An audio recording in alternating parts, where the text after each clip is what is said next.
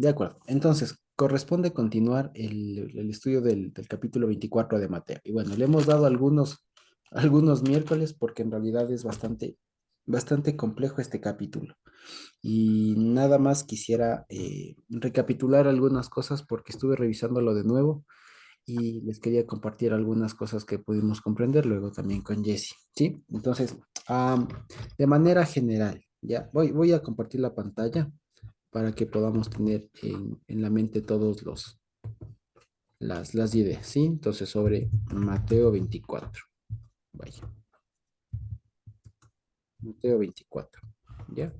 Entonces, en general, habíamos comentado que era una como antología, ¿no es cierto? Y explicación de varias profecías. Y específicamente aquellas que tienen que ver con las profecías sobre el famoso día del Señor, día del Señor, ¿sí? Profecías está bien así con ese creo que es con C, ¿no es cierto? Así, ahí me corrigen, por favor. ¿Ya? Antología y Sí, explicación. entonces, Gracias, ujú, Netita. Sí, antología y explicación de varias profecías, ¿cierto? ujú. Específicamente algunas que tienen que ver con el Día del Señor. Y aquí les quería hacer un pequeño esquema y hacer un pequeño ejercicio. Y si es que alguien me podría ayudar leyendo así de manera periódica, sería buenísimo. ¿Quién se anima?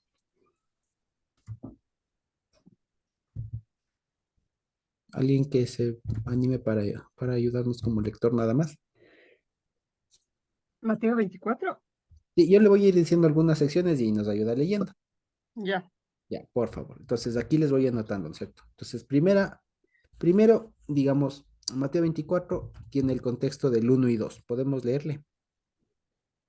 Cuando Jesús salió del templo y se iba, se acercaron sus discípulos para mostrarle los edificios del templo. Respondiendo él les dijo, ¿veis todo esto? De cierto os digo que no quedará aquí piedra sobre piedra que no sea derribada. Ujú. Muy bien. Ok, y permítame un ratito nada más para adecuarle esto. Ya, perfecto. Muy bien. Entonces, en el uno y en el 2, ¿de qué nos habla? Nos habla de un anuncio que hace el Señor de que sobre la destrucción del templo, ¿no es cierto? Sí. Eso básicamente se habla ahí. No hay pierde, ¿no es cierto? Ok, ahora, el versículo 3, ¿qué dice? Y estando él sentado en el monte de los olivos, los discípulos se le acercaron aparte diciendo, dinos, ¿cuándo serán estas cosas y qué señal habrá de tu venida y del fin del siglo? ¿No es cierto? Entonces le preguntan estas cosas, ¿no es cierto? Hay una pregunta de los discípulos que dice, ¿cuándo serán estas cosas? ¿Cuáles cosas? ¿Qué nomás le pregunta? Entonces aquí lo voy a poner. Tu venida, ¿no es cierto? Sí. Y el fin Y el del fin siglo. del siglo. De acuerdo. Ahora, quisiera detenerme en esta parte porque esto es lo que importa, digamos, y si nos perdemos de aquí, has dicho, y si nos ponemos atentos desde aquí, lo demás nos va a fluir bastante. ¿Ya? A ver, permíteme un ratito. Ok. Entonces le voy a subir un poquito. ¿Ya? Entonces, tu venida y el fin del siglo, ¿no es cierto? Ahora, aquí me quedé un rato, probado un tiempo, porque todo el énfasis, y ya les digo, si es que prestamos atención en esto, vamos a fluir mucho más después. Aquí el énfasis está en estas dos cosas, ¿no es cierto? Tu venida y el fin del siglo. Parecería que habla de lo mismo, ¿no es cierto? Como que tu venida es cuando como que está atado al Cuando- fin del mundo, ¿no es cierto? Porque dicho sea de paso, esta pregunta del fin del siglo se ha entendido como que eso, ¿no es cierto? Como el fin del mundo, ¿no es cierto? Ujú. Como que si los apóstoles estuvieran preguntando cuándo se va a acabar el mundo, ya, como cuándo va a ser el apocalipsis, como normalmente se suele decir. El problema es que estamos pensando en español, ¿ya? Mm. Ahora, ¿alguien se anima a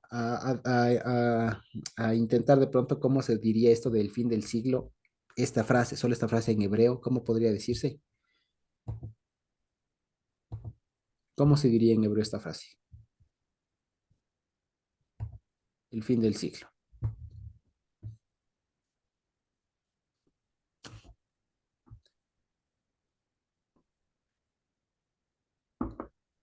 ¿Y el juicio final? Ya, muy bien, pero en hebreo, digamos. Sí, Es de que yo pronto, no sé Carlita. hebreo. Es que yo no sé. En el Olam, Algo así, ok. Olam, ok. Algo del Olam, ¿cierto? Ya, ¿Y qué más? hola.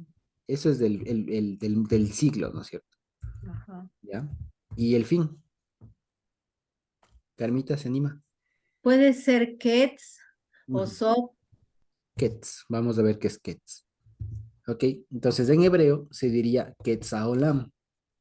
Ahora, aquí ya vamos entendiendo algunas cosas. Porque si yo les digo en hebreo Ketz, sí, efectivamente se va a traducir fin. Pero ustedes se acuerdan que esta palabra ya la aprendimos en una parashá que precisamente se llama Miketz, que es la de Génesis, cuando José sale del pozo finalmente y pasa de ser esclavo y de ser preso a ser gobernador, a ser el segundo después del faraón. ¿Se acuerdan? ¿Se acuerdan de esa parashá? ¿Sí nos acordamos? ¿Sí la tenemos en mente, Sí, esa no, parashá? Miketz. sí, sí. Ok, ya. ¿Y se acuerdan ustedes qué aprendíamos de esa parashá? De esa palabra específicamente, de ese ketz. ¿Se acuerdan qué significaba? Que no era fin como tal, como nosotros pensamos, como del acabose, ¿no es cierto? Sino Sino que, el fin de una temporada, exactamente. o Entonces, sea, como, sí, Natita, perdón. sí, como el fin de, como de, más bien de una temporada, de un aprendizaje, como fin de algo, pero no el fin de todo, sino el fin de algo que tiene principio y fin, temporal. Ajá. Exactamente. Como el fin de una etapa, ¿no es cierto? Ujú. Entonces sería un fin, Esto mismo ahora. fin de una etapa, ¿ya? Y ahora, vamos a ver. ¿Y olam qué significa? Por tiempo indefinido. Tiempo escondido, más ¿Qué bien, más? que no es de este mundo. Ujú. ¿Qué más significa olam?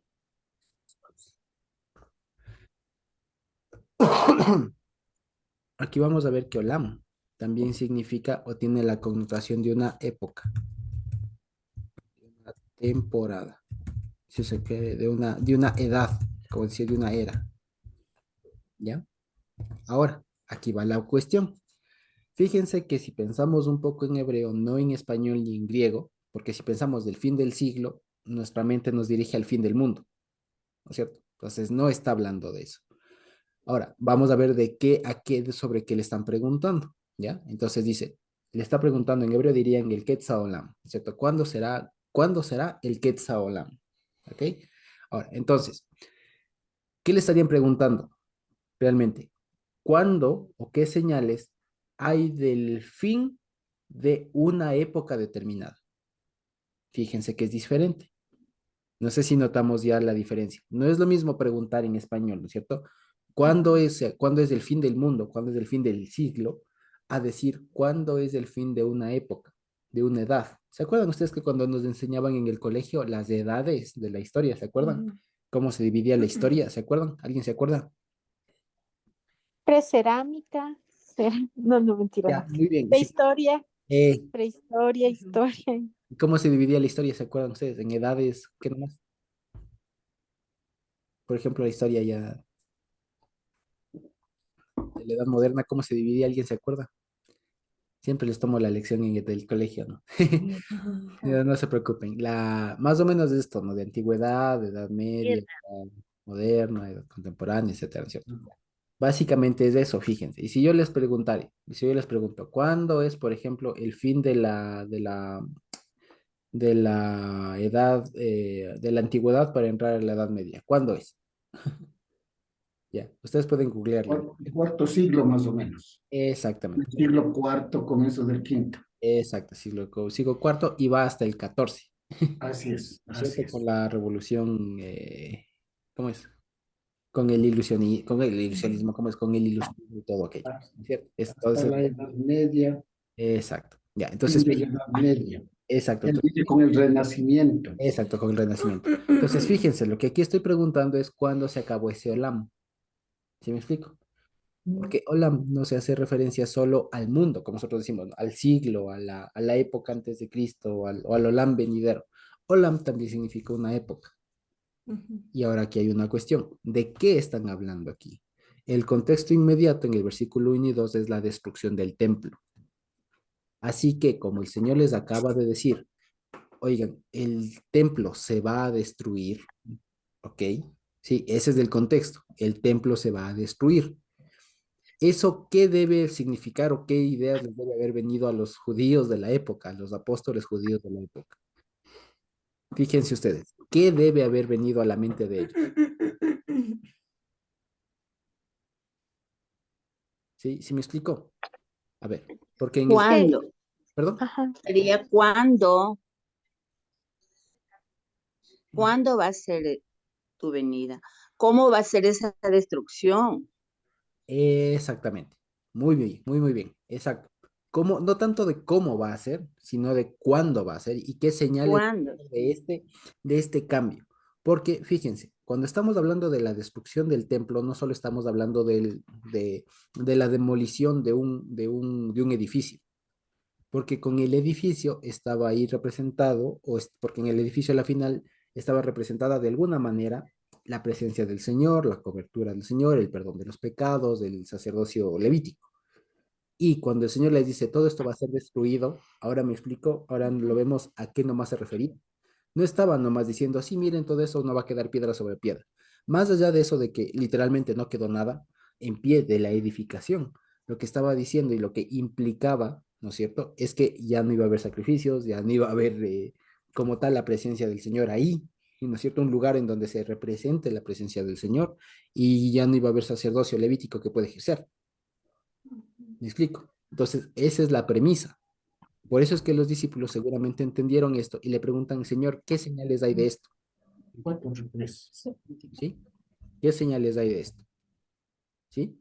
Ahora bien, fíjense ustedes. Ahora, los discípulos están preguntando dos cosas. ¿Cuándo vienes? ¿Y qué señales hay de que el templo se va a acabar? ¿Ya? Fíjense ustedes. Porque para la época que el templo se destruya no era como que algo muy, muy, digamos, visible, ¿no? No era como que algo tan anticipable. Primordial. cercano. Ajá. Exacto, no era algo tan cercano.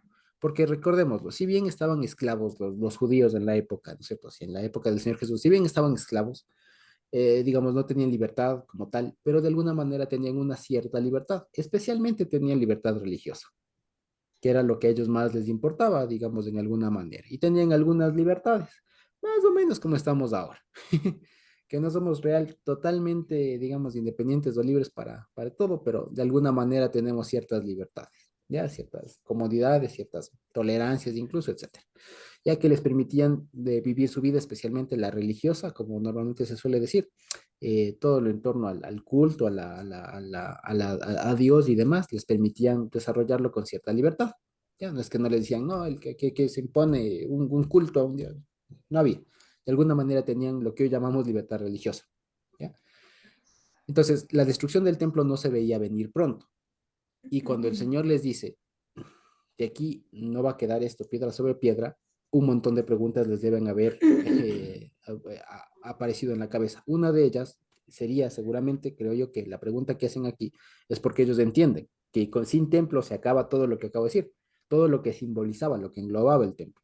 Por lo tanto, ellos habrían preguntado, bueno, si es que se va a acabar el templo, significa que de alguna manera Él va a venir, de alguna manera se va a establecer el reino de Dios, así que ¿cuándo va a aparecer eso? ¿Qué señales hay de todo eso?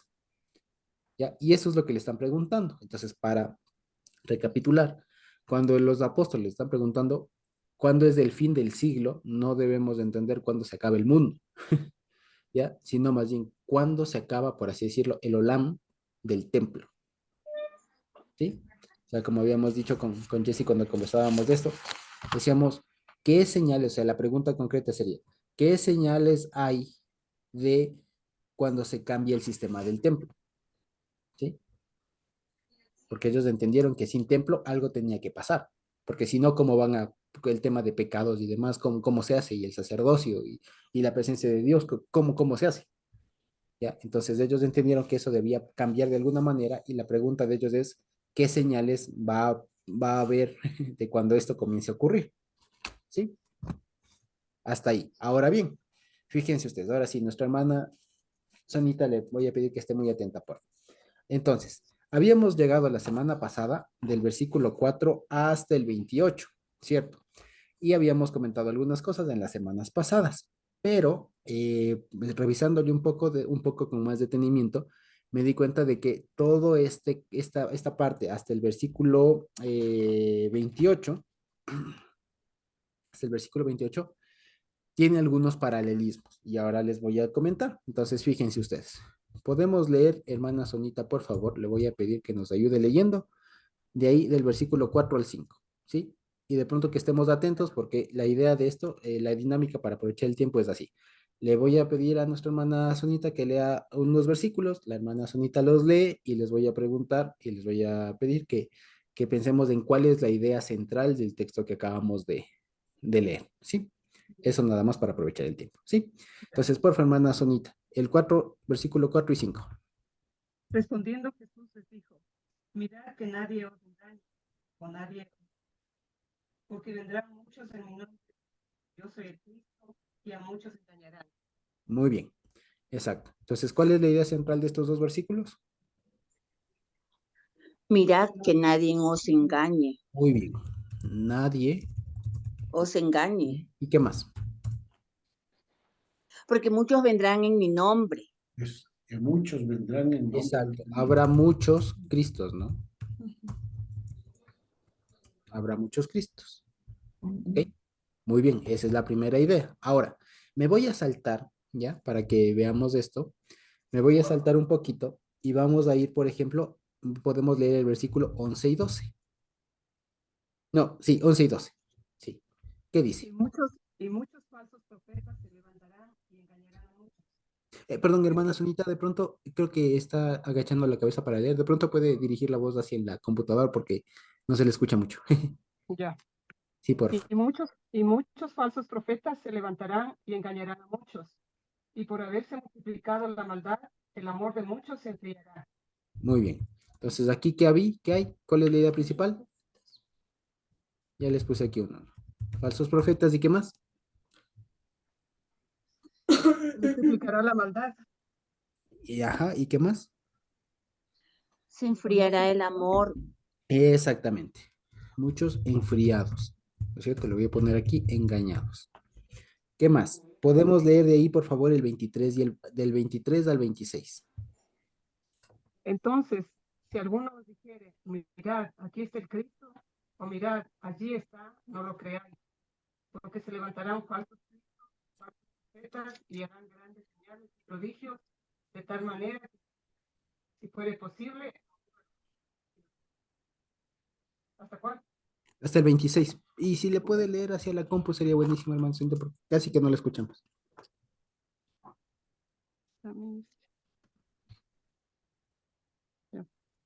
Ya os lo he dicho antes, así que si os dijeren, mirad, está en el desierto, no salgáis, o mirad, está en los aposentos, no lo creáis. Ujú. Ok, muy bien. Hasta ahí está. Entonces, ¿cuál es la idea de estos tres versículos? Del 26, 23, 24, 25, 26, cuatro versículos. ¿Cuál es la idea? No creáis. Exacto, no les engañen, ¿no es cierto? No les engañen, no les engañen, no sean engañados. ¿Y qué más? ¿Por qué? Porque hay Porque son falsos profetas. falsos cristos y falsos profetas. ¿Qué notamos aquí en estos textos? Hasta aquí, ¿qué notamos? La, la semejanza, la comparación que está haciendo, Ajá. Es lo mismo, ¿no es porque cierto? sí, está comparando, está comparando. Es básicamente lo mismo. Entonces, fíjense ustedes, le voy a poner más bien así. Esta primera sección de aquí es una misma idea. ¿Ya? A ver, permítanme más bien le pongo así. Estas secciones de aquí es una misma idea. ¿Ok? Le vamos a llamar, solo por llamarle, le vamos a llamar sección A. ¿Ok? Solo por ponerle un nombre. Le vamos a llamar sección A. Entonces, ¿de qué va esta sección A? ¿Qué ideas tiene esta enseñanza? De que va a haber muchos Cristos, que por lo tanto nadie tiene que engañarse, pero sin embargo algunos van a ser engañados. O sea, está el tema del engaño y falsos profetas, falsos. ¿De acuerdo? ¿Sí? Esa es la idea detrás de todo esto. ¿Ya? Ahora, hermano, exacto, una advertencia, sí. Ahora, hermana, ¿sí? Porfa, ¿podría ayudarnos leyendo? Ahora vamos a otra sección. Podemos leer, por ejemplo, del 6 al 8.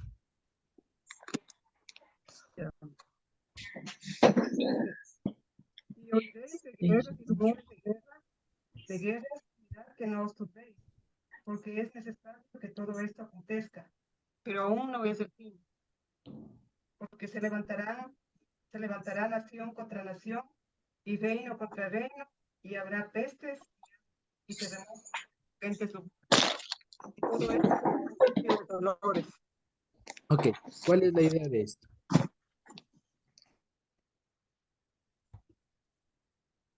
¿Qué idea hay aquí? Les podríamos resumir en esto, ¿no? Que habrá, sí, guerras, etcétera, ¿cierto? Que será principio de dolor, por ponerle así. Dolor, pero que aún no es el fin. exacto. Y exacto, aún no es el fin. Aquí lo voy a poner en hebreo, ¿no? Aún no es el ketz, ¿ya? El fin, para que nos acordemos de la palabra. Ok. Ahora bien, podemos volver, por favor, hermana Sonita, del 9 al 10. Entonces os entregarán a tribulación y os matarán y seréis aborrecidos de todas las gentes que por causa de mi nombre. Muchos tropezarán entonces y se entregarán unos a otros y unos a otros se aborrecerán. Muy bien. ¿Qué idea tenemos acá? Básicamente que van a experimentar angustias, ¿no es cierto? ¿Ya? Muy bien. Ahora, tercera idea. Podemos leer del 15 al 21. Por tanto, cuando veáis en el lugar santo la abominación desoladora de que habló el profeta Daniel, el que lee entienda. Entonces los que estén en Judea huyan a los montes.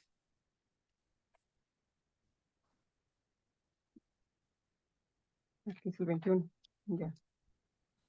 El que esté en la azotea no descienda para tomar algo de su casa, y el que esté en el campo no vuelva atrás para tomar su capa. Mas hay de las que estén en cinta y de las que críen en aquellos días. Orad, pues, que vuestra huida no sea en el invierno ni en día de reposo, porque habrá entonces gran tribulación, cual no la ha habido desde el principio del mundo hasta ahora, ni la habrá. Ok, muy bien. Ahora, ¿qué idea hay aquí? ¿De qué está hablando esto? Básicamente de la abominación desoladora, ¿no es cierto? Y sus defectos, ¿no es cierto?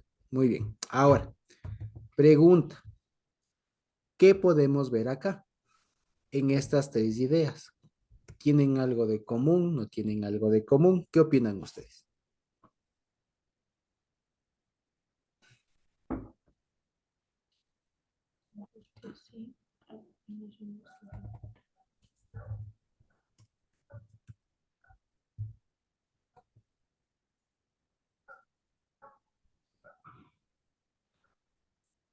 ¿Qué opinan ustedes? ¿Hablan de cosas diferentes, parecidas, más o menos parecidas, más o menos diferentes? Parecidas en esas tres. ¿No es cierto? Muchos Cristos en enfriamiento, serán engañados, No, no, falsos Cristos. la otra que estamos viendo ahorita. ¿Cuál? Esta parte de acá abajo, del 6 al 8, del 9 al 10, del 15 al 21. Del dolor, de angustia. Todo habla de dolor. Ujú, muy bien, exacto. Ahora, muy bien. Fíjense, estas tres de acá tienen una misma idea, que es, tiene la idea, como decía, de angustia. Tiene el tema de aflicción, lo que traducen ahí tribulación. ¿Que se acuerdan ustedes que habíamos dicho la anterior semana que no es tanto, que no debemos de entender como tribulación, no porque no esté bien traducida, no, está no porque esté mal traducida la palabra, sino porque cuando hablamos de tribulación, puede que en nuestra cabeza se nos relacione al concepto normalmente escatológico cristiano de la tribulación o la gran tribulación, que no sé qué, y no pensemos en eso por un momento, por eso pensemos en angustias, ¿ya? Es decir, en momentos estrechos que la gente va a tener un poco de complejidades, ¿no es cierto? Mm. ¿Ya? Entonces, fíjense ustedes. Ahora, estos tres bloques de versículos, del 6 al 8, del 9 al 10 y del 15 al 21, casi, digamos así, podríamos decir que hablan de lo mismo. Así que le vamos a denominar parte B, ¿no es cierto? Ahora, todo esto, si ustedes se dan cuenta, ¿qué versículos no hemos topado? 20, los últimos. Del 25 al 28, Este no lo hemos topado de 7. al 24. A ver, ¿cuáles nomás? 22, Ay, no, el 7 está aquí. 6, 7, El 8, 7, 9. 22, 22. el 7, No, sí está 6, 7. Los últimos.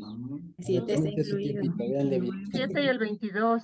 Y Ah, el 7 7 sí seguro. está incluido. Porque no se aceptó. El 8 está No aquí. está el 7.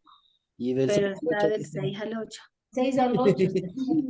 Ah, ahí está en mis cuidos, sí. ya. ajá, Ah, pero ¿Cuáles- no está cuáles el no están? 14 ni el 15. Ya, ¿cuál más?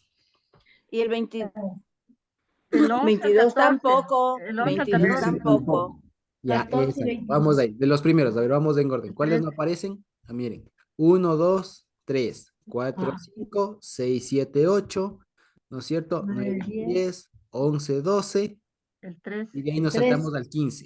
el 13 y 13 y el 14. 14. Ya, ven que era 13, fácil. 14 Ven que era y fácil. 15. 13 y 14. Ah, ¿Ya? Entonces, fíjense, ahora les voy a comentar algo y vamos a aprender a identificar también una figura retórica que aparece bastante en la Biblia, que es el famoso quiasmo. Y aquí vamos a leerle el 13 y el 14. ¿Qué dice, hermana Sonita, el 13 y el 14? dice así, más el que persevere hasta el fin, este será salvo. Y será predicado este evangelio del reino en todo el mundo para testimonio a todas las naciones, y entonces vendrá el fin. Muy bien. Ahora bien, ¿qué ideas hay aquí? El Perseverar. que persevere hasta el fin será salvo. Que persevere, ¿no es cierto? Tiene que ver con que se salvo. Muy bien. ¿Qué más? Que será predicado el evangelio en todo el mundo. Exactamente. Predicado, ¿no es cierto? Predicación, ¿no es cierto? ¿Y qué más Ay, mi dice? Y amorcito. La venida del fin. entonces vendrá el Ketz, vendrá el fin. Así es, entonces. Ya. Cuando ya todo el mundo sepa la palabra de Dios, entonces ahí vendrá el fin. Eso es lo que normalmente solemos decir, ¿no es cierto? Entonces, por eso, Sí, lo que solemos decir es, mi hermanito, vaya y predique, ¿no es cierto? Ya, vamos a así ver es. que no necesariamente. Vamos a ver que podemos entender esto de otra forma. Ahora, lo que quiero decirles es que fíjense ustedes, si ustedes hacen en la Biblia un esquemita, y les voy a pasar la foto de lo que yo hice ya, porque eso está basado en un esquemita que hice a mano. Sí, disculparán después la letra de abogado, pero creo que sí se entiende. Entonces, más o menos lo que quiero que veamos aquí es que hay temas repetitivos y que de alguna manera, si ustedes se dan cuenta, todo lo que hemos visto está en una parte arriba y la otra parte está abajo, apuntando a estos dos versículos, que son el centro de todo. ¿Sí? ¿De acuerdo? ¿Sí? ¿Me siguen?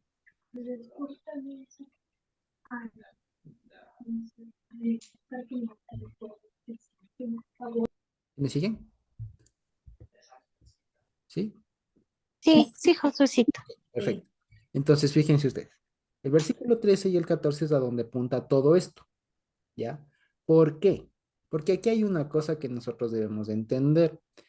¿Cuál era una de las señales? Porque, ojo, aquí la pregunta, le voy a poner acá, ¿no es cierto? Le voy a escribir aquí la pregunta un poco más completa, ¿ya? Para que podamos evidenciarlo un chancecito más. Entonces, la pregunta que ellos estarían haciendo es, ¿qué señales habrá de cuando termine el, digamos, no, termine la época de vigencia del templo. ¿Ya? Eso básicamente es lo que se estaría preguntando. ¿Sí? ¿Estamos de acuerdo? Sí. ¿Ya? Esa sería la pregunta. Ahí vaya. ¿Ya? Esa sería la pregunta. ¿Ok? Y ahora, el Señor les dice, cuidado, no se dejen engañar, van a venir muchos cristos que les van a engañar. Y después van a haber un montón de cosas que van a ser angustias. Pero el objetivo es que la gente aguante, que resista, para que al final sea salva y que se predique esto a todo el mundo, básicamente. Ahora, pregunta así básica de todo cristiano y que debemos conectarlo con esto. ¿En qué momento se predicó a todo el mundo? Se ha En predicado Pentecostés. muy bien, Pentecostés, cuando estaban reunidos gente de todo el mundo conocido. muy bien. ¿Y eso con qué tiene que ver? Con la venida de, como solemos decir, ¿no? Con la venida del Espíritu Santo, con el derramamiento del Ruach HaKodesh. ¿De acuerdo? Y que de hecho ahí mismo dice que ahí, y por eso es que es interesante cuando leemos con esta perspectiva, la primera parte de Hechos, y Hechos que dice, no se vayan hasta que reciban poder y me serán testigos en Judea, en Samaria y hasta el fin del mundo. ¿Y dónde comienzan predicando? Pues en mismo Jerusalén y se convierte en un montón de gente que venía de todas las partes del mundo que se conocía hasta ese momento. ¿Ya? Entonces, fíjense, el asunto aquí es que ahí tenemos una primera señal. ¿Ya? La primera señal y la más importante de que la época, la temporada, la vigencia del templo iba a acabar era el derramamiento del Espíritu Santo.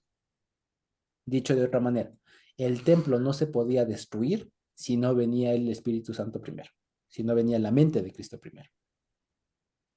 ¿Sí me explico? ¿Sí? Tiene sentido decir. ¿Me explico? ¿Ya? Ahora, ¿qué pasó enseguida después de que descienda el Espíritu? En Hechos. Comienzan a predicar y después, ¿qué viene? ¿Qué les viene? La La persecución. La persecución. persecución. ¿Eso qué significa el lenguaje de aquí? El reglón B. Angustia. Angustias, dolores. Exacto. Y después de eso, ¿qué pasó? Muchos cristos, falsos profetas y un montón de gente que comenzaron enseguida y mismo en el mismo Hechos nos dan cuenta de un montón de cosas de eso. Y los apóstoles en los evangelios también nos dicen, no escuchen que ha habido un montón de gente que se ha levantado ahora, especialmente los escritos más tardíos, ¿no? Tipo Juan, tipo Pedro, que habla un poco de, y Judas, que habla de los falsos profetas, de los falsos maestros. Fíjense. Entonces, no sé si ahora vemos a qué está relacionado esto. Ahora, retomo todo lo que decíamos en un inicio. Por lo general, este capítulo de Mateo 24 se suele relacionar con el fin del mundo. Y no, está hablando del fin del templo, del fin de la vigencia del templo. Y lo que el Señor Jesús les está enseñando a partir de un montón de profecías, ahorita les voy a compartir un poquito más de este tema, pero lo que le está diciendo es, para que se destruya el templo o las señales de destrucción del templo van a ser primero que venga el Espíritu. Para que la gente persevere, tenga ánimo, tenga fuerzas de prevalecer, de aguantar, ¿no es cierto? Pueda aguantar todo esto, necesita que el Espíritu se derrame, si no, no van a aguantar. Y después ya les van a venir un montón de cosas. Y cuando pase todo esto, es señal de que el templo se va a derribar. Y si ustedes estudian y pasamos la historia de esa época, pues resulta que pasó efectivamente así. Pasó tal cual, ¿sí? Pasó tal cual. Vino el Espíritu, el Señor Jesús murió y estaría aquí a unos días de morir, ¿no es cierto? El Señor Jesús muere, el Señor Jesús resucita, asciende, desciende el Espíritu Santo en Pentecostés, se predica al mundo, ya, señal de lo que sería después, ¿no es cierto? Y después, ¿qué sigue? Las persecuciones, guerras y rumores de guerras en el mundo, especialmente en el mundo romano, que fue lo que pasó, ¿no es cierto? Y después comenzaron también a haber un montón de falsas enseñanzas y un montón de cosas. ¿Me explico? Entonces, ¿de qué está hablando esta primera parte de Mateo 24? No está hablando tanto, como les decía en un momento, Mateo 24 no es una agenda, ¿no? No es una, ¿cómo se dice? Sí, no es un itinerario de eventos. Sí, a ver, para que se acabe el mundo, primero guerras. Ya pasaron las guerras, después terremotos.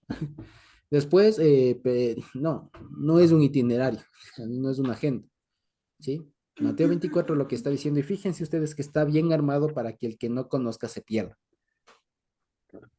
¿sí? Entonces, fíjense, a esto quería apuntar. Todo tiene que ver con la destrucción del templo. Dicho de otra manera, esto para nosotros, hoy siglo XXI, esto ya pasó, ¿o no? Por Sí, ya eso, pasó. por eso es que más adelante, ya lo vamos a leer, les dice, de cierto les digo que no pasará esta generación hasta que vean todas estas cosas. Y no pasaron sino 50 y piquito de días más tal vez hasta que desciende el Espíritu, hasta que comenzaron las primeras persecuciones, hasta que comenzaron a ver los primeros falsos profetas, falsos cristos. ¿Me explico? Entonces fíjense, ahí se entiende, porque si no después no tiene mucho sentido. ¿Sí? Si le tomamos así como que si fuera el fin del mundo y todo lo demás. Y además por otra cosa, que este tema de que haya guerras, rumores de guerras, pestes y todo lo demás, en el mundo siempre han habido, como lo hemos dicho, y no tiene que movernos, ¿ya? Que haya guerras, que haya pestes, que haya todo lo que sea, no tiene que movernos. Y ahora vamos a ver una cosa más, ¿sí? Ahora bien, este tema de la abominación desoladora quería comentarles un poco más, porque tiene mucho que ver con esto. La abominación desoladora para la época que los apóstoles están leyendo ya pasó, ¿ya? La abominación desoladora la pueden encontrar con más detalle, si ustedes quieren hacer la tarea, digamos, está y les recomiendo leer la segunda parte del libro de Daniel, es decir, más o menos desde el capítulo 9 hasta el 12. De manera general les voy a decir, es bastante incomprensible. Es muy, muy complicado de entender. Pero básicamente el capítulo, toda esta parte de Daniel haciendo un resumen, y si nos pasamos de unos minutitos creo que no hay problema, pero quisiera comentarles. La última parte del capítulo de Daniel tiene que ver con algunas visiones, que básicamente tienen que ver con el fin de las cosas, ¿ya? Y que realmente dice así, sella la profecía hasta que ocurra el fin. Y muchos que también leen Daniel piensan que se refiere al fin del mundo. Y no, porque está hablando de esto. ¿Por qué? Me explico. Daniel 9 comienza con, si no estoy mal, Daniel 9 comienza con la oración que Daniel está haciendo de confesión de sus pecados, de pecados del pueblo. Se lee que leen el profeta Jeremías que ya se cumplieron los 70 años y comienza a decir, Señor, nosotros pecamos y todo lo demás, devuélvenos a la tierra. En eso tiene una visión, se le aparece el ángel Miguel, ¿no es cierto? Y le hace tener algunas visiones y les comienza a contar algunas cosas. Entre ellas le cuenta lo que va a pasar de algunas naciones, un montón de cosas que tiene como un poco de miedo y finalmente Daniel dice, tengo mucho miedo, no puedo hacer, no he comido 3 semanas y tal. Después se le asoma otra vez, se le aparece por orden otra vez Miguel y le da otra vez fuerzas a través del Señor y lo que le hace ver es la visión famosa del Hijo del Hombre, que ve una persona que resplandeciente, a un hombre, a un ser con forma de hombre, con manera muy resplandeciente, ¿cierto? Que viene en las nubes y todo lo demás. Y después de eso le dice, anota, porque lo que viene es para tu pueblo y para la generación del fin del siglo, ¿cómo es que dice? Para los días postreros. Y todos piensan que los días postreros son la semana anterior, por así decirlo, ¿no? De cuando se acabe el mundo. Y no, los días postreros se refiere a esto. Estos son los días postreros. Y resulta que, y ahí comienza, ya ahorita estoy hablando un poquito de Daniel 11, que es lo que hay que prestar atención. Daniel 11 es un capítulo bastante complicado de entenderla si no sabemos un poco de historia. Resulta que si leemos Daniel 11 y sabemos lo que pasó en la historia, especialmente con la tierra de Israel y los reinos que estuvieron ahí involucrados, a partir de todo lo que después de Alejandro Magno, pues resulta que nos va a comenzar a tener mucho sentido. En términos generales les cuento. Daniel 11 comienza diciendo que después de Babilonia, de donde estaba él cautivo, ¿no es cierto? Daniel y sus amigos, donde él estaba cautivo, le dice, se va a venir otro reino que va a ser muy fuerte, va a dominar todo, pero al final de su reino va a dividirse en por los 4 vientos en los 4 vientos de la tierra, le dice. ¿Esto a qué hace referencia? Hace referencia a Alejandro Magno, que Alejandro Magno conquistó toda esa tierra, conquistó a los babilonios, a los persas, todos ellos los conquistó, extendió su reino hasta la India, un poco hasta Egipto, todo eso, extendió sí, su reino. Y resulta que cuando él muere, de una edad muy joven, de los 31 años por ahí muere, resulta que él no deja heredero para su reino, sino que su reino se divide entre sus generales. Específicamente, se va a dividir entre otros, digamos, y la mayoría de territorio va a quedar a manos de dos generales. El uno era Seleuco y el otro era Ptolomeo. Ptolomeo quedó con sede en Egipto, la base, la parte sur, y Seleuco quedó en la parte norte, Turquía y lo que iba hacia la India. Ahora, retomando la historia de Daniel, resulta que Daniel comienza a decir y comienza a relatar una pugna que va a haber y que había, que anuncia en ese momento entre el rey del sur y el rey del norte. Y que básicamente lo que dice es que en un momento el rey del sur va a ser más poderoso, que le va a vencer al rey del norte, pero después del rey del norte va a tener más fuerza y le va a vencer al rey del sur. Esto no hace alusión sino a lo que efectivamente pasó con los Ptolomeos y los Seleucidas. Hubo muchas guerras entre los Ptolomeos y los Seleucidas, es decir, los herederos de los generales de Alejandro Magno, que se disputaban principalmente el reino, digamos, el dominio de todo lo que es Palestina, y no solo la tierra de Israel, sino toda esa región, lo que es Fenicia, todo eso se disputaban eso por el comercio, la ruta y todo el, digamos, la utilidad que tiene esa región, que tenía la región en esa época. ¿Ya? Entonces comienza a relatar toda esa pugna y efectivamente pasó así. En un momento la tierra de Israel estuvo bajo dominio ptolomeo, pero después los seleucidas logran tener más dominio y terminan finalmente estableciéndose como el imperio, digamos, más importante ahí, griego. Precisamente los seleucidas, uno de los descendientes de Seleuco, es del famoso, ¿cómo es el de Hanukkah? Antíoco Epífanes IV, que es lo que recordamos en época de Hanukkah, ¿se acuerdan ustedes? ¿Ya? Y Daniel 11 dice que precisamente el rey de este reino del norte, ahora sabemos que son los Seleucidas, ¿cierto? Antíoco Epífanes IV va a cortar, y esto aparece en Daniel 11:31, ya que aparece esta frase de la abominación desoladora, que básicamente dice que hará cesar el sacrificio continuo y pondrá ahí la abominación desoladora. Y después de eso, el capítulo 11 de Daniel deja de tener un tinte político entre el reino del sur y el reino del norte y comienza a describir las consecuencias de haber tenido injerencia, o sea, influencia, de haber participado en las cuestiones religiosas, si se quiere, del pueblo, este rey del reino del norte. ¿Ya? Y comienza a decir, incluso al final termina diciendo que todo lo malo que le va a pasar a este rey por haber hecho esas cosas. ¿Ok? Incluso habla de ahí de algunas revueltas, de algunas cosas que intentarán hacer algunos de los santos y tal, ¿ya? Básicamente está hablando de eso, ¿sí? Ahora bien, esto pasó. El famoso Antíoco Epifanes IV efectivamente logró conquistar la tierra de Israel, y lo que él intentó hacer, e hizo en realidad, fue poner una estatua de Zeus en el templo, ahí junto al altar, y en el altar comenzó a sacrificar animales de todo tipo, entre ellos cerdos, ¿ya? La idea de Antíoco Epífanes era unificar la idea religiosa, ¿ya? Si ustedes aquí celebran a un dios X, pues bueno, es del mismo, y le pongo aquí un, un, un dios de este para que veas que es lo mismo, ¿ya? Entonces intentó unificar la idea de los dioses, que es lo que básicamente hemos aprendido en Hanukkah, ¿se acuerdan ustedes? Bueno, muchos relacionan la abominación desoladora al hecho de un sacrificio, al hecho de sacrificar un animal impuro, específicamente un cerdo o una cerda, lo que sea, pero le relacionan al tema de un sacrificio, pero parecería que no. Y esto quisiera que prestemos atención. La abominación desoladora, o más bien dicho, entendiendo como la abominación que causa desolación, ¿ya? Es no solo el hecho, el acto de ofrecer un sacrificio de un animal impuro, sino más bien significa o implica la injerencia de un extranjero en el culto, en la práctica religiosa del pueblo. Esa es la abominación desoladora. Es decir, que un extranjero venga a imponer o a mezclar, si se quiere, su ideología religiosa con la del pueblo de Israel. Eso es la abominación desoladora. ¿Ya? A eso es, no se refiere solamente a cuando ya vean ahí que se está sacrificando un puerco o un perro, lo que sea, no, sino que cuando ya vean que un extranjero tiene injerencia en el culto. Eso, ¿cuándo se evidencia? Cuando ya pues se sacrifica cualquier cosa. ¿Me explico? Todo esto relata Daniel 11, y es donde aparece esta frase de la abominación desoladora. Pequeño detalle. Cuando el Señor Jesús está diciendo esto a los discípulos en Mateo 24, resulta que eso ya pasó,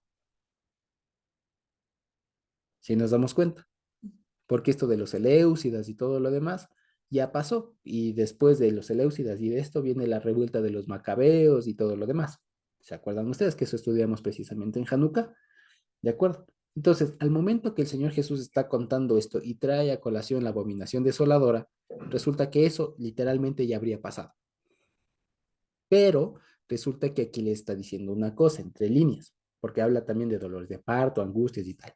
Entonces, lo que le está diciendo es básicamente, y nos está recordando a todos, que cuando el pueblo de Dios experimenta el paso, la transición, si se quiere, de un sistema a otro nuevo, de un sistema previo a otro nuevo y mejor, siempre hay algún acto violento. Acuérdense, por ejemplo, ustedes, lo que recién celebramos en Pesaj. Para que el pueblo pase de esclavo a libre, ¿qué tuvo que ocurrir? No más 10 plagas, no más la destrucción de un país, no más que el mar se abra por un acto violento, portentoso, y que después se cierre y mate un montón de gente, ¿ya? Entonces, pasar de esclavitud a libertad mereció un acto fuerte, digamos, un acto de violento, si se quiere, que no fue pacífico, ya no fue tan así de a buenas, nos vamos y tal, no. Lo mismo, cuando el pueblo de Israel pasó de ser nómada a establecerse, hubo que antes morir un montón de gente. Después tuvo que seguir muriendo gente por las conquistas y todo lo demás. ¿Me explico? Ahora, cuando hay el cambio, cuando se va a cambiar del templo a otro sistema, es lo que el Señor ahorita está advirtiendo. Por eso hace referencia a todo este tema de la abominación desoladora y todo lo demás, ¿ya? Porque lo que le está diciendo entre líneas es, no crean que ya con la venida del Espíritu Santo las cosas van a ser fáciles. Todo lo contrario, se van a poner más complicadas, pero va a ser para un fin mayor. Porque todo esto, como dice ahí, es necesario que pase para que nazca una nueva iglesia, una iglesia renovada, un pueblo de Israel renovado, como pasó cuando salieron de Egipto.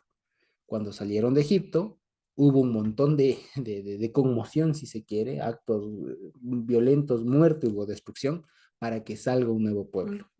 Cuando pasaron de ser nómadas a establecerse en la tierra, también hubo actos violentos, digamos, actos de conmoción, quiero decir. Hubo muerte de toda una generación, hubo guerras y conquistas y demás para que se establezca. Y así, ¿sí? Y fíjense que por eso está la idea de Ketz, o sea, de fin de una etapa para entrar a otra mejor. Y lo que aquí está advirtiendo el Señor es que iba a pasar eso, iba a haber un Ketz. Ya, imagínense ustedes, si pensamos por lo que les decía, en la parashá donde aparece esa palabra Miketz, que es la de José, cuando sale de ser preso a ser un dirigente de la nación, también hubo una transición violenta, porque salió del hueco, le vistieron y otra vez ya a dirigir, a gobernar. ¿Me explico? Hubo una cuestión violenta, no es que hubo una preparación, no, fue violento. Ven, lávate, cámbiate y a mandar y a dirigir. ¿Me explico? Entonces, eso es lo que está detrás de todo esto. Ahora, hay una cosa más también aquí y quisiera que y de pronto podemos quedar hasta ahí, ¿ya? Y podamos leer solamente el capítulo 12 de Daniel, ¿sí? Alguien que nos ayude leyendo el capítulo 12 y vamos a ver que todo esto tiene sentido, ¿sí? Daniel 12. A ver, leo yo, Josué. Por favor, hasta el 4 puedes leerle primero. Ya, Daniel 12 del 1 al 4 dice así. En aquel tiempo se levantará Miguel, el gran príncipe que está de parte de los hijos de tu pueblo, y será tiempo de angustia cual nunca fue, desde que hubo gente hasta entonces. Pero en aquel tiempo será libertado tu pueblo, todos los que se hallen escritos en el libro, y muchos de los que duermen en el polvo de la tierra serán despertados, unos para vida eterna y otros para vergüenza y confusión perpetua. Los entendidos resplandecerán como el resplandor del firmamento, y los que enseñan la justicia a la multitud como las estrellas de la perpetua eternidad. 4. Dice, pero tú, Daniel, cierra las palabras y sella el libro hasta el tiempo del fin. Muchos correrán de aquí para allá y la ciencia se aumentará. Ok, muchas gracias, está ahí. Entonces, fíjense, si nosotros leemos así, sin comentar todo lo que, sin tener en mente todo lo que hemos visto hasta ahora, y leemos estos 4 versículos y en general, el libro de Daniel parecería que está hablando del fin del mundo, ¿no? ¿No es cierto? Pero no, está hablando de la venida del Espíritu Santo. Por eso dice, habrá tiempo de angustia, cual no la ha habido ni la habrá hasta ese entonces, que es lo mismo que el Señor Jesús está diciendo acá. Después de que venga el Espíritu, va a venir un montón de angustia que va a ser fea. Y les tocó tiempos feos a los apóstoles. Ya, de muerte y todo el mismo Pablo, cuántas veces ha azotado o ha pedrado y todo lo demás, por propios y extraños. Y la muerte misma de los De los apóstoles que apóstoles, exacto. Es, fueron sacrificados cada uno de ellos, sí, ¿no? exacto. Tuvieron muertes violentas cada uno. Entonces, fíjate. Claro. Y después lo que dice, ¿no? Y muchos de los que duermen en el polvo de la tierra serán despertados, unos para vida y otros para vergüenza y confusión. Cualquiera de nosotros diría, ve, está hablando de la resurrección.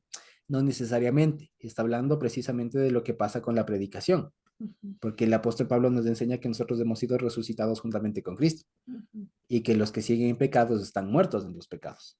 ¿Me explico? Esto está hablando de la venida del Espíritu.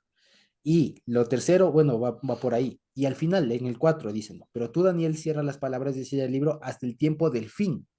Otra vez, ¿del fin de qué? Si lo leemos así, parecería que es hasta el fin del mundo, ¿no? No, esto se va a entender mejor cuando se destruye el templo, cuando venga el Espíritu. ¿Me explico? Ahora se entiende mejor esto. Porque si nosotros le leemos, ya les digo, como que si esto fuera del fin del mundo, queda muchas cosas ahí cabos sueltos. Además de que Daniel es un libro muy específico en todo lo que él dice, ¿sí? Todo lo que habla básicamente Daniel, en pocas palabras, está hablando del tiempo que tenía que ocurrir y los reinos que iban a venir hasta cuando se destruye el templo, precisamente, ¿sí? Y después, fíjense lo que dice, ¿no? Le voy a seguir leyendo yo, ¿ya? Y yo, Daniel, miré y he aquí otros dos que estaban en pie, el uno a este lado del río y el otro al otro lado del río. Y dijo uno al varón vestido de lino que estaba sobre las aguas del río, ¿cuándo será el fin de estas maravillas? Fíjense, ¿no? Muy parecido a lo que les preguntan acá. ¿Cuándo será el fin de esto? Y oí al varón vestido de lino que estaba sobre las aguas del río, el cual alzó su diestra y su izquierda al cielo y juró por el que vive por los siglos, que será por tiempo, tiempos y la mitad de un tiempo. Y cuando se acabe la dispersión del poder del pueblo santo, todas estas cosas serán cumplidas. Fíjense. Y dice el 8, y yo oí, mas no entendí. Y dije, Señor mío, ¿cuál será el fin de estas cosas? Él respondió, anda, Daniel, pues estas palabras están cerradas y selladas hasta el tiempo del fin. ¿Sí me explico? Y fíjense que a lo anterior es todo lo que les cuento de Antíoco Epífanes, de todo lo demás, ¿ya? Que tiene que ver precisamente cuando un extranjero mete manos en el culto de Israel, ¿sí? Y el 10, fíjense, muchos serán limpios y emblanquecidos y purificados. Los impíos procederán impíamente y ninguno de los impíos entenderá. Y hay que dice, pero los entendidos comprenderán. ¿Y qué dice acá en Mateo? El que entienda, el que lee, entienda. ¿Me explico? O sea, toda esta profecía está atado a eso, a la destrucción del templo. Y lo que implica la destrucción del templo, básicamente, es la venida del Espíritu. ¿Ya? Entonces, fíjense, lo que el Señor Jesús básicamente les está diciendo en esta pregunta fíjense, a ver, más bien dicho. Entonces, habíamos dicho al inicio que los apóstoles preguntan dos cosas: ¿cuándo es tu venida y cuándo es del fin del siglo? ¿A qué ha respondido esto? A la segunda, ¿cuándo es el fin del siglo? Porque de la venida del Señor, básicamente no dice nada, no dice mucho, sino solo 3 versículos, que son el Mateo 24, versículo 29 al 31, que si nosotros estamos apercibidos, digamos, de lo que hemos estudiado en algunas citas, especialmente las de otoño y demás, resulta que ya estamos ¿cómo se diría? Estamos muy, ¿cómo se dice?, acostumbrados a los conceptos del día del Señor, el día del juicio y todo lo demás. Y a eso es a lo que refiere. Fíjense, si leemos solo estos 3 versículos, nos vamos a dar cuenta que en realidad no dice mucho, no revela nada nuevo, quiero decir, sino que, si se quiere, cita partes de la escritura en donde se mencionan estas cosas. Pero como tal, el Señor de su propia venida no dice nada, sino solo menciona o recoge profecías que ya estaban escritas y que más o menos se sabe que se refieren a eso, al evento que nosotros conocemos como el Día del Señor. Fíjense, el 29. E inmediatamente después de la tribulación de aquellos días. Ahí viene un pequeño detalle. Si nosotros le leemos así como está en español e inmediatamente después, y ahí es donde creo que parece, ¿no? O sea, parece que viene la confusión, es porque le traducen inmediatamente después. Entonces, por eso es que se presta y se ha prestado para que muchos hermanos incluso entiendan que viene tribulación, gran tribulación, de alguna manera, alguna cosa así, e inmediatamente después viene el Señor. Porque aquí dice, pero resulta que si le leemos eso con un poco más de detenimiento, resulta que esa palabra, no me acuerdo ahorita cuál es la palabra que aparece en griego ahí, pero esa puede tener una concordancia con la palabra en hebreo que es pitom, pitom. Y pitom no significa tanto como secuencialmente, ¿no? Enseguida, sino significa de repente. ¿Me explico? Entonces, fíjense, ¿qué estamos diciendo? ¿Qué es lo que está diciendo? No es inmediatamente después, o sea, pasa esto y enseguida viene el Señor. No, lo que estaría diciendo es básicamente, después de que venga el Espíritu Santo, después de que se destruya el templo, en cualquier momento puede venir el Señor. Por eso es que el Señor más adelante, y el énfasis que hace después es, ustedes velen, ustedes velen, ustedes estén preparados, no se descuiden, porque el del día y la hora nadie sabe. Ustedes sepan que vengo, ¿ya? Y listo. Ustedes sepan que vengo, su tarea, su labor, lo que ustedes deben estar preocupados no es en cuándo vengo yo, sino en que estén trabajando y haciendo lo que les toca hacer, ¿ya? Entonces, por eso les decía que aquí no debemos leer e inmediatamente, sino más bien y en cualquier momento, o simplemente y de repente, ¿ya?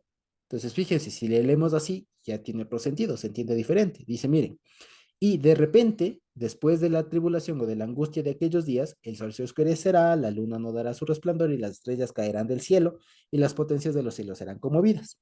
Si ustedes quieren, pueden revisar que esta frase como tal, esto de que el sol se oscurece, la luna también y las estrellas también se oscurecen, ¿no es cierto? Esto aparece en varias partes de la escritura, por ejemplo, ¿ya? Y de pronto si no alcanzan a, a anotar, de pronto igual está grabado para que lo puedan revisar, pero voy a decir de manera lenta, ya así que tomen papel y lápiz de pronto el que quiera, el que quiera anotar dónde aparece esta frase, ya, porque de hecho estos tres versículos del 29, el 30 y el 31 son citas de varias partes de la escritura, ya les digo, entonces el 29 está citado, fíjense, Isaías 13:10, ya, Ezequiel 32:7, ¿ok? También está en Joel 2:2, en Joel 3:1 y en Joel 4:13. Vale la pena decirlo, estoy diciendo la numeración de la Biblia en hebreo.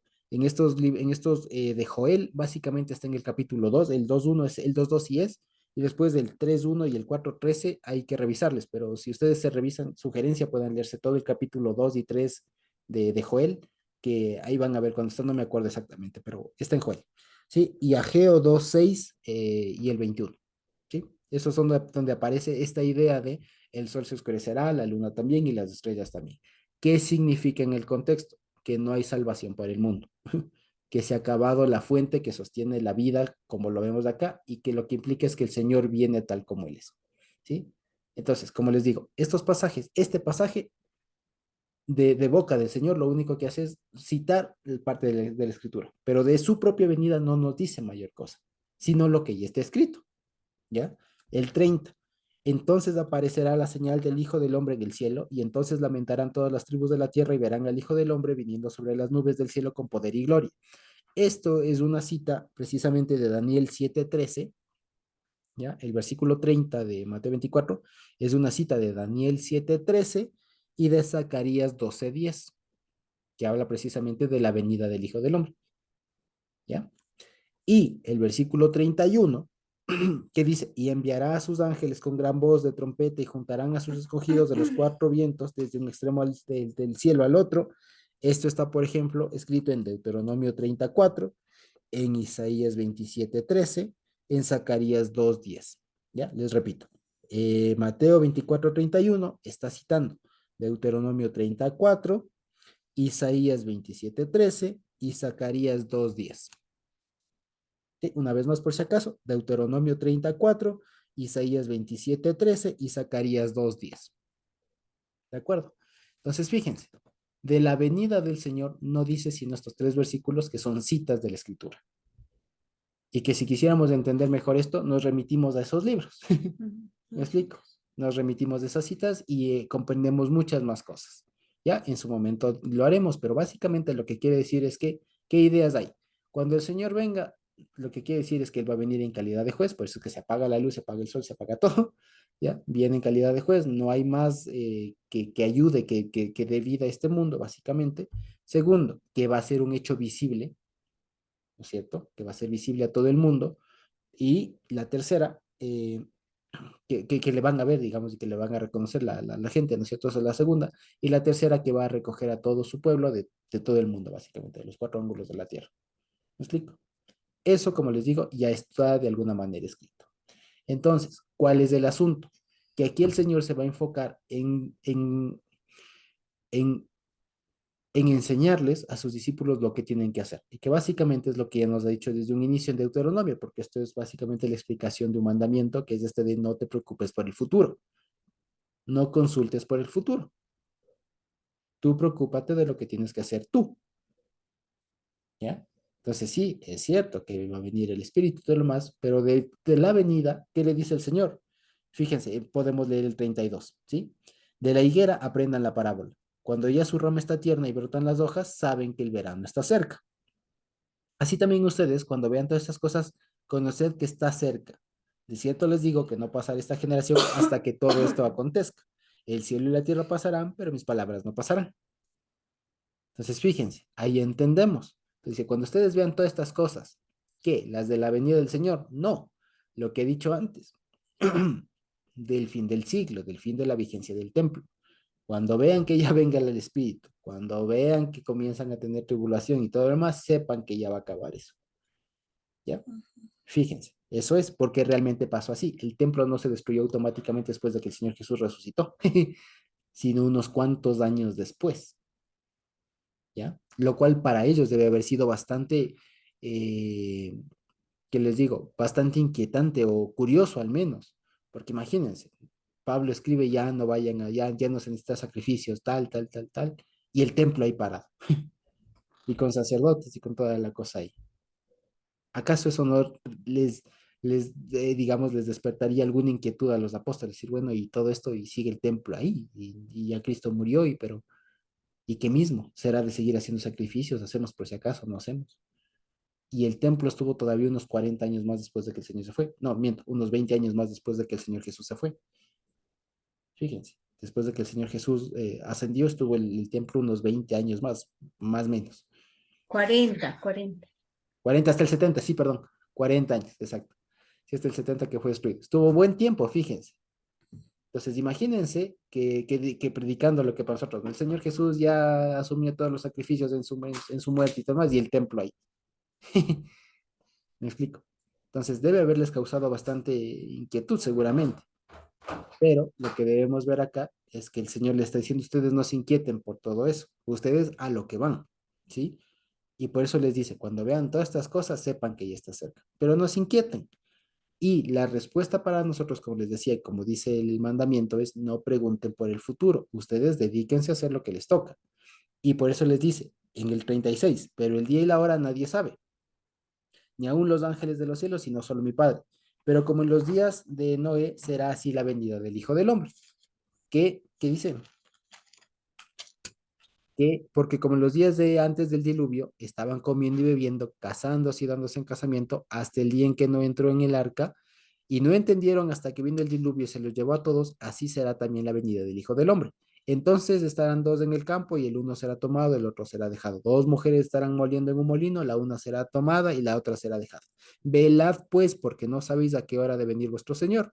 Pero sabed esto, que si el padre de familia supiese a qué hora el ladrón habría de venir, velaría y no dejaría minar su casa. Por tanto, también ustedes estén preparados, porque el Hijo del Hombre vendrá a la hora que no piensan. ¿Quién es pues el siervo fiel y prudente al cual puso su Señor sobre su casa para que le dé el alimento a su tiempo? Bienaventurado aquel siervo al cual cuando su Señor le venga le haya haciendo así. De cierto les digo que sobre todos sus bienes le pondrá, pero si aquel siervo malo dijera en su corazón, mi señor tarda en venir, y comenzare a golpear a sus consiervos y aún a comer y a beber con los borrachos, vendrá el señor de aquel siervo en aquel día, en día en que éste no espera, a la hora que no sabe, y lo castigará duramente y supondrá su parte con los hipócritas, allí será el lloro y el crujir de dientes. En resumen, todo esto de Mateo 24 nos enseña cuándo se iba a destruir el templo y respecto de la venida del Señor, lo que le dice es, vean, no se preocupen, que ustedes no saben cuándo. ¿Qué es lo que les compete? Estén preparados, estén haciendo lo que les toca, no se confíen, ¿ya? Ese es el mensaje que, digamos, nos corresponde incluso a nosotros ahora, porque si nosotros también lo vemos con perspectiva histórica, resulta que todo lo que aquí estamos leyendo de alguna manera ya pasó, excepto obviamente lo de la venida del Señor, pero lo de la destrucción del templo y demás ya pasó. Cualquiera de nosotros diría, bueno, y entonces, ¿para qué eso está ahí?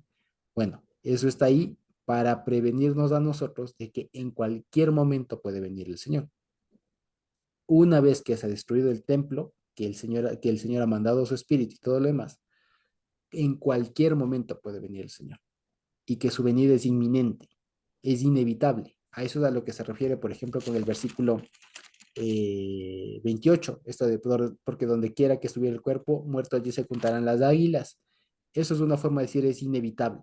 O sea, ¿qué es inevitable? ¿Qué es lo lógico cuando hay un cuerpo muerto en el campo? Que las águilas, a los buitres, se coman ese cuerpo. Eso es inevitable, ¿ya? Entonces, fíjense, lo que el Señor Jesús está diciendo es, vean, la destrucción del templo es inevitable. Que yo mande mi espíritu es inevitable. Que yo venga después es inevitable. ¿Me explico? Así que, ¿qué les corresponde a ustedes? Pues estar preparados, estar haciendo la obra que a cada uno Dios nos ha encomendado. Y de eso es lo que tratan las parábolas que siguen en el capítulo 25. La famosa parábola de las 10 vírgenes, de los 5 prudentes, los 5 imprudentes, la parábola de los talentos y demás. A eso es a lo que apunta. Así, digamos, anticipándonos un poco a lo que veremos Dios mediante la siguiente semana respecto de estas parábolas, la cuestión se puede resumir en este versículo 42 y en el 44, ¿sí? Que dice, velen pues, porque no saben a qué hora de venir vuestro Señor. Y también ustedes estén preparados, porque el Hijo del Hombre vendrá a la hora que no se imagina. Fíjense ustedes, a eso es a donde apunta todo este Mateo 24, porque lo conversábamos con Jesse. A veces cuando se habla de Mateo 24, la idea que transmite eso es como un poco de miedo, un poco de miedo, de, ay, hay guerras, va a haber angustia, va a haber un montón de cosas. No se preocupe en eso, usted no se preocupe de cuándo vienen las angustias, de cuándo viene el fin, de que hay, que será, que hay. No se preocupe, usted deje que eso pase. A lo mucho nos mata, ¿ya? Los que pueden hacernos es matarnos, ¿ya? Pero ¿qué pasa? ¿Qué dice el Señor? Usted no se preocupe por eso, ¿ya? Tampoco nos dice, bueno, esté totalmente abstraído, ¿no? ¿Ya? Pero lo que nos dice es dónde debe estar nuestro enfoque, dónde debe estar nuestra prioridad. Y nuestra prioridad, como decíamos con mi esposa, no es en que ya están las guerras, en que ya que ya explotó una bomba aquí, que ya están, no sé qué, que miren los conflictos de aquí, que miren los conflictos de acá, que no sé qué, que no sé cuánto. No, el énfasis no debe estar ahí, sino debe estar en ocuparnos en lo que el Señor nos ha mandado. Por eso es que fíjense ustedes, si ustedes ven el Nuevo Testamento, no está plagado de referencias del Señor ya viene, que no sé qué, que... No, hay algunas partes, sí, pero la mayoría del Nuevo Testamento se enfoca en vivan bien, cambien ya su vida, den frutos buenos, estén pendientes, estén alertas, continúen en lo que se les ha enseñado. ¿Me explico? Que es básicamente lo que dice ahí, perseveren. ¿Sí? Ahora, nuestra tarea, una vez que ha cambiado la época, es perseverar, es aguantar, es prosperar, si se quiere, en ese sentido de ir más allá, de no soltar, de avanzar en el camino que hemos aprendido. Eso es lo que nos corresponde y a eso apunta Mateo 24. No apunta a levantar, a ser amarillista, ¿no? Ser así medio sensacionalista, no es que va a haber guerra, se va a acabar el mundo. No, de repente, no está ahí el énfasis. El énfasis de Mateo 24 es sí, va a haber un cambio, se va a destruir el templo, eso va a significar que ustedes no les va a pasar, no la van a pasar muy bonito, pero no se preocupen. Y no se preocupen, ustedes a lo que van. Ustedes van a predicar el evangelio hasta donde les lleve. Y si les toca huir, pues huyen. Si les matan, se mueren. Si les entregan, pues qué pena, la cárcel. Pero ustedes tienen que estar enfocados en lo que el Señor nos ha mandado. ¿Sí? Así que no se preocupen. ¿Ya? Y una vez más les digo, si explota una guerra aquí, en la región, lo que sea, no se preocupen. O sea, no pierdan la paz, quiere decir. Nosotros a lo que vamos, ¿ya? A ser buenos esposos, buenos padres, buenos hijos, buenos estudiantes, buenos trabajadores, ¿ya? A dar frutos de lo que hemos aprendido, a ser pacientes en este mundo de impaciencia, a ser amorosos, a ser sencillos, a ser humildes, a no ser pretenciosos, un montón de cosas que hacen falta a este mundo. Y a dar testimonio de que estos somos en virtud de que alguien dio la vida por nosotros, de que Dios dio su vida por nosotros. ¿Me explico? A eso va todo esto de Mateo 24. No va, como les digo, a despertar que hay guerras, se va a oscurecer el sol, va a haber eclipses. No apunta a eso. No, eso no es. Allá no va. ¿Ya? Y por eso dice, el que lee, entiende. Y como leímos en Daniel, esto estaba sellado hasta que venga ese Ketz, hasta que venga el Ruach, porque en virtud del Ruach es que podemos conectar estas cosas. Si no había Ruach, por eso es que ni el mismo Daniel decía, no entiendo, Señor, ¿qué es esto? Yo no entiendo, me da miedo. ¿Cómo es esto? Explícame, es que no entiendo.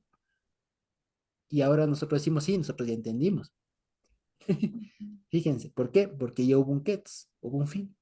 Y no es que se acabó el mundo, no, hubo un cambio de sistema, hubo un fin, hubo un punto seguido. ¿Ya? Se acabó eso, fue feo, digamos, un momento de constipación, si se quiere, algo feo, no bonito, no fue pacífico. Y ahora estamos viviendo el punto seguido, ¿no es cierto? Lo que viene después. ¿Sí? Y cuando el Señor venga, también estemos seguros y estemos conscientes de que tampoco va a ser bonito antes de que el Señor Jesús venga. ¿Ya? Algo parecido pasará. La escritura al menos nos anticipa de eso, pero al menos de eso, este versículo, este tema no habla. ¿Sí? De eso lo podemos ver en otras partes de la escritura, pero al menos aquí, no tanto. Aquí el énfasis del Señor es, vean ustedes, despreocúpense, que yo vengo. Lo que a ustedes les toca es estar pendientes de estar haciendo lo que yo les he mandado hacer. Porque peor fuera que estuvieran pendientes de cuando el Señor venga y no hacen lo que les toca hacer. Y de eso, como les digo, va a hablar la parábola de las 10 vírgenes y de los talentos, que habla de gente que tiene que estar preparada y no está preparada. Y del otro que tiene que estar trabajando y por miedo no trabaja. Y cuando viene el Señor, las unas se encuentran de impreparadas, ¿no es cierto? No preparadas, ¿no es cierto? Como decía Jessie, mi esposa, ¿cierto? Se les encuentra incompetentes, ¿no es cierto? Y al otro le encuentra temeroso o vago. Y la consecuencia de los dos es ninguno entra. En cambio, el que sí está competente, el que está preparado y el que está trabajando y produciendo, eso sí entra. Y no les preocupa cuando venga el Señor. En cambio, las otras sí les preocupa. El que no está haciendo nada, el que no está, ese sí le preocupa. Ese sí está angustiado porque es que viene y tal. En cambio, el que está ocupado, el que está trabajando, no importa, porque por eso dice, bienaventurado el que bienaventurado, como dice el que acá, bienaventurado que el siervo al cual cuando su señor venga le haya haciendo así. Fíjense, o sea, felicidades hay, ¿no es cierto? La razón de felicidad o felicidades hay cuando el trabajador está haciendo lo que le toca. De eso habla Mateo 24. Fíjense ustedes. ¿Sí? Y tiene Josué tiene también concordancia con lo que dice en Hechos capítulo 1, versículo 6, cuando el Señor estaba a punto de ascender, ya prácticamente era la despedida, y entonces los discípulos estaban preocupados, ¿no? En cosas del futuro, digamos, y le dicen entonces los que se habían reunido, le preguntaron diciendo, Señor, ¿restaurarás el reino de Israel en este tiempo? Eh, Es una pregunta escatológica, ¿no? ujú. Y él no les responde eso, sino más bien les dice, y les dijo, no os toca a vosotros saber los tiempos o las sazones que el Padre puso en su sola potestad. Y más bien les baja de ese nivel y les dice, pero recibiréis poder cuando haya venido sobre vosotros el Espíritu Santo y me seréis testigos en Jerusalén, en toda Judea, en Samaria y hasta lo último de la tierra.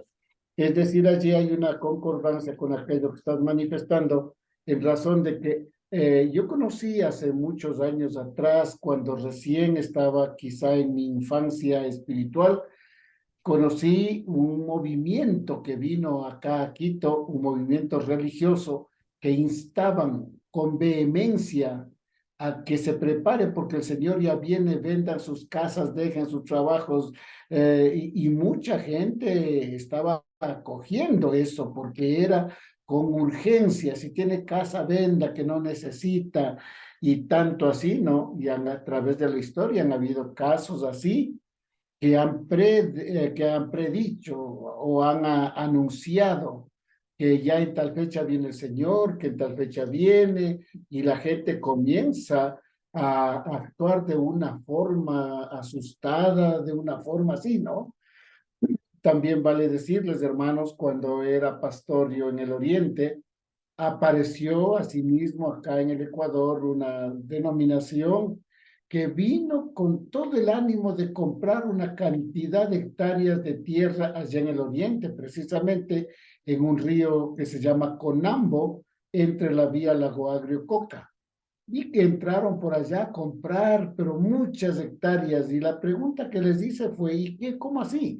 Dices que ya viene el Señor, ya viene, esto es inminente, y todas las calamidades que anuncia en el Evangelio y todo eso van a venir y nosotros vamos a estar acá con el pueblo nuestro, vamos a estar acá dentro, acá en estas tierras en donde tenemos mucha comida, tenemos con qué sostenernos. Y igualmente eso fue con vehemencia, con apuro y todo en un tiempo, luego quedó en nada.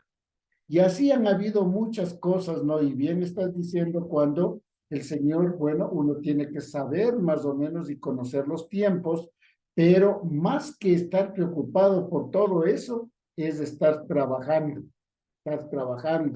testificando, viviendo la vida cristiana de tal manera que si de pronto el Señor viene cuando estoy dormido, no me preocupo. Si el Señor viene cuando estoy trabajando, no estoy ese rato orando, digamos así, no me preocupa porque estoy preparado. Entonces el corolario de todo esto debería ser: estemos preparados.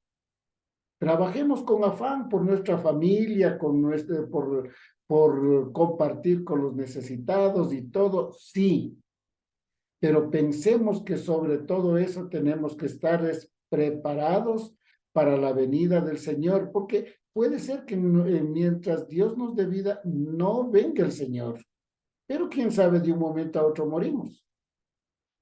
Entonces, sea que Él venga o yo muera, debo estar preparado para todo.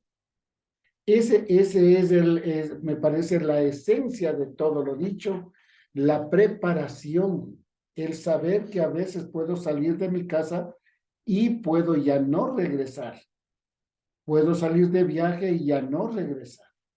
Puedo dormirme. El otro día con la hermana Aidita, una mujer de tantos años de cristianismo, ella se acostó. Unos días atrás hablamos con ella y todo. Me dijo, creo que ya mi cuerpo está pidiendo pijama de madera, me dijo. Y ella dijo, me gustaría dormir y no despertarme más. Y efectivamente Dios le concedió ella siempre tenía la costumbre de, antes de ir a dormir, orar, y según cuenta su hijo, se fue, oró, hizo su devocional, se acostó a dormir, él le vio que ya está en la camita y todo, y ella siempre se despertaba a 4 o 5 de la mañana a orar, a hacer su devocional, y vio que no se levantó. Entonces él dijo, ¿qué pasó? ¿Qué pasó? Ya suele estar prendida la luz. Él fue a verle y estuvo muerta. A veces uno puede pensar, ya mañana hago esto, la otra semana hago lo otro. No podemos saber cuánto tiempo nos va a dar el Señor, pero sea el tiempo largo que nos dé o que esté muy corto, tenemos que estar preparados. La esencia de todo esto, el meollo de todo esto, es estar preparados para la venida del Señor. Que nos halle con suficiente aceite en nuestras lámparas y nos halle trabajando.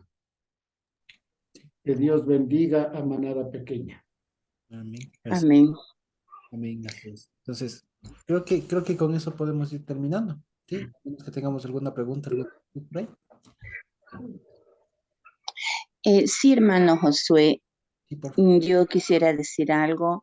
Sí, justamente este libro de Mateo, justamente el capítulo 24, es un libro, un texto muy maravilloso, porque justamente nos está enseñando o nos quita nuestros temores, al menos yo hablo por mí, los temores, las incertidumbres que siempre he tenido.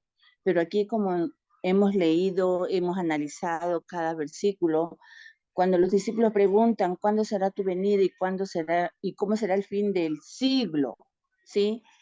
Hemos enfocado muy bien el fin del Olam, creo que era la palabra hebrea, ¿no? El fin de esa época, porque el fin del mundo no podemos hablar del fin del mundo, sino de Olam, ¿sí? El fin del Olam. Y justamente debemos de estar preparados. Muy bien. Gloria a Dios y bendiciones para todas las personas que leen y están en su maravillosa palabra, que cada día se nutren más de su palabra, ¿no? Pero también yo me hago la pregunta, hermano Josué, sabemos que la venida de él será como dice ahí, será como la venida de cuando fue la de Noé, que todos estaban divirtiéndose y él vino, nadie lo sintió, ¿no? Así será la venida. Sabemos ahorita en el pleno siglo XXI cómo va a ser la venida de Dios, del Señor, pero no sabemos cuáles serán las señales. ¿Serán estas que estamos viviendo? Yo me pregunto, estas señales tan dolorosas también, últimamente, solo hablando de estos últimos años, Josué, de estos últimos años, la pandemia, cuánto dolor causó, cómo quedaron las familias con sus desmembradas, podemos decir, desmembradas, y eso fue como un llamado para las personas que ya conocían la palabra de Dios, que algo nos estaba faltando, ¿sí? Porque muchas personas no sabían por qué venía esta enfermedad, pero yo creo que pocos fueron los que acudieron a nutrirse de su palabra para entenderla más, que son cosas, podemos decir que son señales, ¿no? Así como ahorita acaba de decir el hermano Manolito, las señales, cómo esos pueblos estaban atemorizados, ¿sí? Unos alegres, pero ahorita yo me pregunto, todo lo que estamos viviendo, en especial las ciudades de la costa con tanta violencia, ¿serán esas señales, mi Josué? ¿Serán esas señales? Y yo pienso que si son esas señales, pues eso nos incita a que nosotros debemos de nutrirnos más de su maravillosa palabra, para que en el momento que nos coja la muerte, digámoslo así, porque de ahí no nos vamos a salvar. Estemos un poco con conocimientos y también lo importante, aplicar lo que estamos aprendiendo, aplicarlo, ¿sí? Y justamente se empieza a aplicar en la familia. Nosotros mismos, los hermanos, los tíos, pues vienen de otras religiones, tienen otras religiones, pero nosotros con hechos, con ejemplos, debemos de hacerles ver de que por lo menos nosotros estamos entendiendo que ese es el camino que quiere mi Dios, quiere la salvación para su pueblo, ¿sí? Y me pareció un libro muy maravilloso, un libro que te llega al corazón, que te despega de muchas dudas y lo principal que debemos de perseverar, porque como las ideas principales que usted sacó, estaba eso, perseverando, vamos a alcanzar la gloria de Dios, ¿sí? Y no dejándonos engatusar, ¿sí? Porque también yo creo que va a ser, habrán personas que en verdad harán milagros, como el maligno hace milagros, ¿no? Y Las personas pues que nos dejaremos engatusar será porque tenemos todavía ese corazón débil, no está fuerte de la palabra de Dios. Espero pues que todos lleguemos a ese objetivo, llenar nuestro corazón de la palabra de Dios para cuando venga ese momento estemos todos preparados. Que el Señor nos cubra con su gloria, ¿sí? Ha sido muy bonito, mi Josué. Muchísimas gracias. Bendiciones. Con gusto, hermana Dina. Bendito Dios. Sí, de lo que me preguntaba, yo no me atrevería a decir tanto así como categóricamente, ¿no? Sí, son señales del fin y todo. Porque pregunta, ¿y qué tal si no? ¿Me explico? Claro, puede ser también el fin de un siglo, ¿no? El fin de un Eh, Olam, puede ¿sí? ser, exacto. También puede ser, claro, porque pienso que el mundo, como hay texto que dice que el mundo no va a acabar, sino que la tierra se va a renovar, ¿no? Y por ende el ser humano. Entonces yo creo que será el fin de una época, hablemos así, solamente de un Olam, de una era. Ese es el fin del siglo. Es, Ajá, puede ser. sí, Lo que sí es cierto, y les digo, ¿no? Está bien que nos preocupe, digamos, que no estemos inadvertidos de lo que está pasando en el mundo, en nuestra ciudad y todo, especialmente ahora en el Ecuador. Y es bueno que consideremos a nuestra ciudad, al país en el que nacimos después de todo, en las oraciones y todo lo demás. Pero lo que no debemos hacer, lo que debemos cuidar, incluso nuestros corazones, es de que eso se vuelve el centro de todo. ¿Sí? Sí, ¿por qué? Porque es que eso no es de, no, no fuimos llamados a eso, digamos, ¿sí? Y más bien hay que preocuparnos, como decíamos, de las cosas del cielo, de lo que estamos llamados a hacer, especialmente, como decía, con nuestras familias, con comenzar por uno mismo incluso, comenzar por uno mismo, por poner en orden la vida de uno si es que fuera necesaria, la familia, los esposos, los hijos, claro, el trabajo, así es, sí, a eso. así sería. Porque ese es el asunto, porque ya les digo, y como para ir terminando, ¿no? Por lo general, cuando se habla de estas cosas del fin y todo, créanme que eso revela la volatilidad, digamos, del ser humano, porque es como que incluso el ser humano ansía el fin para no hacer nada. Y como que activa el modo supervivencia y se olvida de un montón de cosas. Entonces, no hay que activar, digamos, esa forma de pensar. Porque ya les digo, se ha visto un montón de gente que centra su análisis, su estudio y todo en estas cosas que el fin, que no sé qué, que no sé cuánto, y se olvida de un montón de cosas. Y por olvidarse de esas cosas que son más importantes, después se desvía todo lo que en algún momento de pronto hicieron bien y tal. Se ha visto eso. Entonces, por eso la sugerencia y lo que el Señor mismo dice, no, no se preocupen, esto va a haber. Esto va a pasar, no se asusten. Cuando pase, no se asusten. Ustedes dan lo que van. Sí, eso básicamente. Qué bueno, qué bueno. Sí, eso. Bendito Dios entonces. Y creo que nos hemos pasado un poquito del tiempo, pero espero que no se hayan dormido mucho. No mentira. Eso no. Ah, Entonces, creo que podemos así terminando. Sí, bendito Dios.